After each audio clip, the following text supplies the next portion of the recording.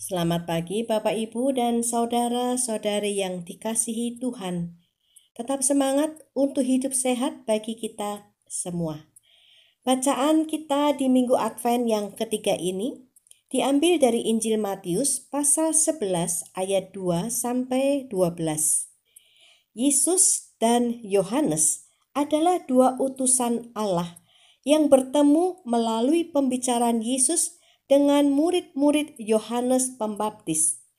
Dari dalam penjara, Yohanes mengutus para muridnya untuk menemui Yesus dan mempertanyakan kebenaran siapakah Yesus. Benarkah Yesus adalah Mesias ataukah mereka harus menunggu orang lain? Sebagai umat Tuhan, mereka telah banyak mendengar nubuat tentang segala sesuatu yang akan dikerjakan oleh Mesias. Salah satunya ada pada kitab Nabi Yesaya pasal 61. Kabar baik bagi yang sengsara, merawat orang yang remuk hati, pembebasan bagi para tawanan, dan kelepasan bagi orang-orang yang terpenjara.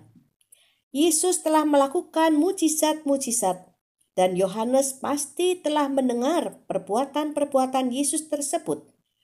Tetapi, mengapa Yohanes tidak mengalami pembebasan? Mengapa Yohanes tetap di penjara? Bahkan kita tahu, pada akhirnya Yohanes akan mati dengan cara kepalanya dipenggal.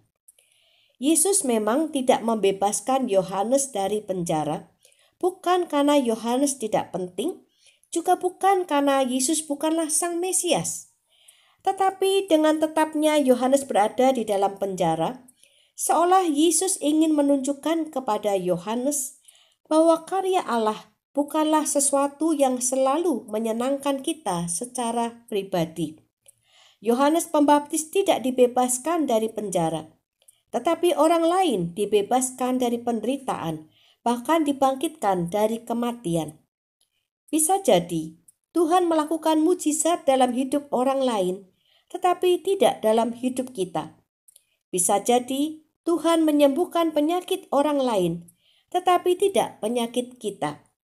Kalaupun mujizat Tuhan tidak terjadi dalam hidup kita, itu bukan berarti bahwa kuasa Allah tidak sempurna.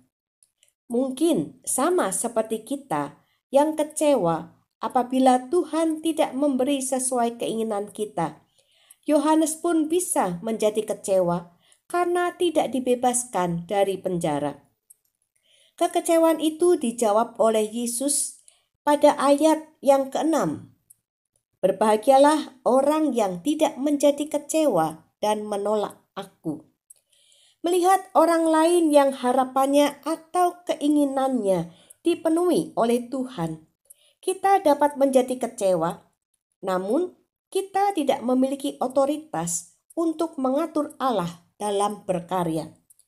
Melalui ayat 6 ini, Tuhan justru mengajak kita untuk berbahagia walaupun keinginan kita tidak dikabulkan oleh Tuhan. Karena yang utama adalah kemuliaan Allah dinyatakan di tengah dunia.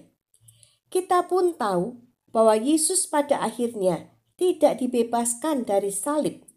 Namun, kemuliaan Allah dari salib dinikmati oleh seluruh umat manusia di dunia. Peran Yohanes adalah pembuka jalan bagi Mesias, bukan peran utama dalam mujizat Allah. Yesus memberi penghormatan dan penghargaan kepada Yohanes untuk semua yang dikerjakan oleh Yohanes. Mungkin sama seperti Yohanes, kita bukanlah peran utama dalam mujizat-mujizat Allah. Tetapi semua hal yang kita kerjakan bagi Allah akan dihargai oleh Allah. Berbahagialah dan janganlah menjadi kecewa serta menolak Tuhan. Walaupun setelah berkarya bagi Tuhan, harapan dan keinginan kita tidak terkabul. Tuhan beserta kita. Amin.